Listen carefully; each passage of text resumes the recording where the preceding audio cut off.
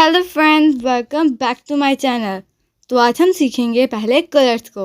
सबसे पहले हमारे पास है ग्रीन और वाइट कलर, और उसके बाद हमारे पास है येलो कलर, और येलो के बाद पिंक कलर। पिंक के बाद हमारे पास है ब्लू कलर, और ब्लू के बाद है रेड। अब हमारे पास कलर है स्काई ब्लू। तो चलिए अपने लेसन की तरफ चलते हैं। सबसे पहले हमारे पास है अलिफ मद्दा, फिर अलिफ, अलिफ के बाद बे के बाद पे और ते के बाद हमारे पास है टे, से, और से के बाद जीम, जीम के बाद चे, हे, और हे के बाद दाल, दाल, जाल, रे,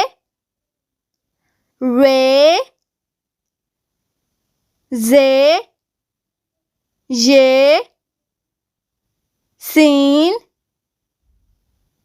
शीन, स्वाद, ज़्वाद, और ज़्वाद के बाद है तोएं, तोएं के बाद ज़ोएं, और ज़ोएं के बाद हमारे पास है आइन, गाइन, और गाइन के बाद फे, काफ, काफ, गाफ,